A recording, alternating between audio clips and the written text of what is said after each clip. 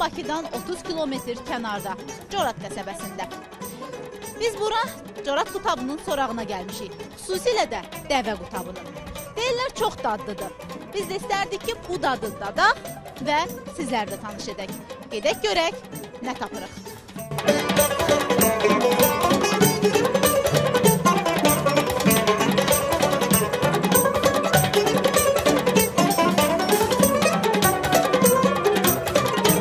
Corat qutabının ilk mərhələsi xamırın yoğurulması və onun bax beləcə xırda kündələr tutulmasıdır. Daha sonra bu kündələr balaca, yəni uzunsov şəkildə yayılır. Hal-hazırda gördüyünüz kimi bizim aşbazımız kündələri uzunsov şəkildə yayır.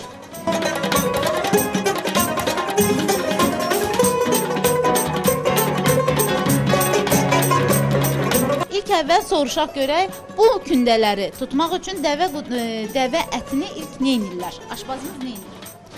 Ətə çəkirik, soğanı vururuq. Onun özəlliyi ətdən onun fərqi odur ki, o şirindir. Dəvə əti şirindir. Ona zirincdə atırıq, turşməsi olmaz.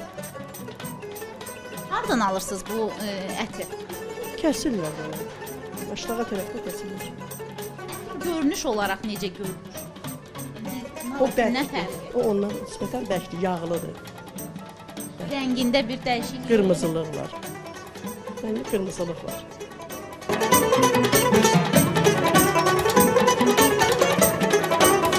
Deyilənlərə görə qutabı restoran mətbəxinə Coratlı Gülağa gətirib. Əvvəl təndirdə bişiriblər. Təndirdə bişəndə qutablar nisbətən böyük olurmuş. Sonra kürədə bişirməklə restoranlarda olan tələbatı daha da ödəyiblər. Kürədə daha çox qutab bişirmək mümkün olur. O zamandan qutabların ölçüsü də kiçilib, indiki kimi olub. Vaxtiykən bu təndirdə olub, indi də çox evlərdə var təndir. İndi üslubuna görə biz kürədə edirik. Bunun dadında fərq olur, kürə və təndir. Yox, təndirin xüsusi dadı ləzzəti başqadır, amma kürədə başqa. Kürədə ocaqla verirsiniz, odun? Yox, qazdır, qaz. Amma o ocaq, o ocaq, odunlandır, bu qazdır. Tamında bəs qədər fərq var. Onun dadı tam başqa cürdür, bunun dadı başqadır.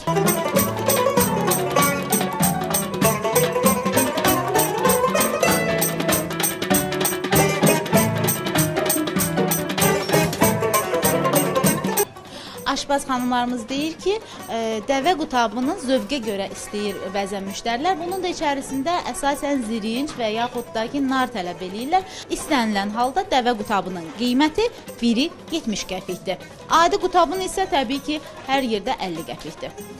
Heç maraqlıdır bizim üçün. Bir dəvədən nə qədər qutab çıxır? Bunu hesablamaq mümkündür. Bəs 1 kilo ətdən? 70 dənə, 80 dənə.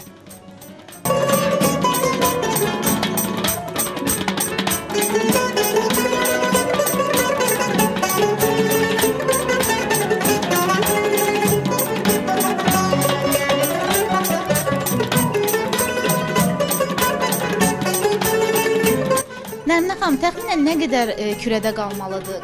5 dəqiqə qalmalıdır kürədə. Sonra bunun da üzünün qızarmalına altına baxırsınızmı? Yox, özü qızarırdı, bilirim qızarmasını. Öncə ona üstünə su tökdünüz. Bunun səbəbi? Parıldamaqdan ötəri, qəşəng parıldasın. Üstü unlu qalır. Hə.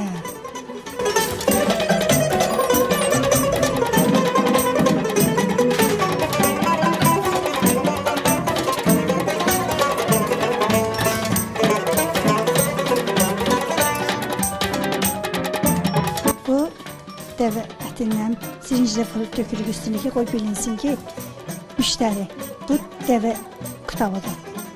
Bu da qarın qutabıdır, bu da göy qutabıdır. Üzünü yağlamışaq ki, parıldasın, həm də yağlı olsun.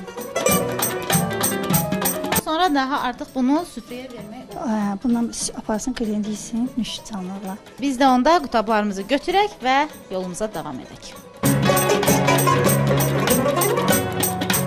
Bu da nəhayət bizim qutabımız hazırdır. Uşaqlar, biz artıq qutabımızı hazırlamışıq. Nuşacanla indi mən sizdən soruşacağım ki, görək bunun dadında hansı dəyişiklik hiss edəcəksiniz. Buyurun, nuş olsun.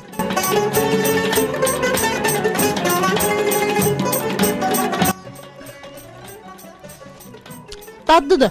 Digər dadlardan bir qədər fərqlidir. Elnur, yedin. Ləzzət necədir? Yaxşı. Dadında tam bambaşqa bir fərq var. Malatinə oxşarlıq var. Xeyr. Ayşən bəs sən? Yaxşıdır hər halda, amma Elnur dediyi kimi fərq var Malatindən. Bir balaca arası şirinliyi də var. Çox dadlıdır. Nuş olsun uşaqlar. Əjdər, bu da sənin payın.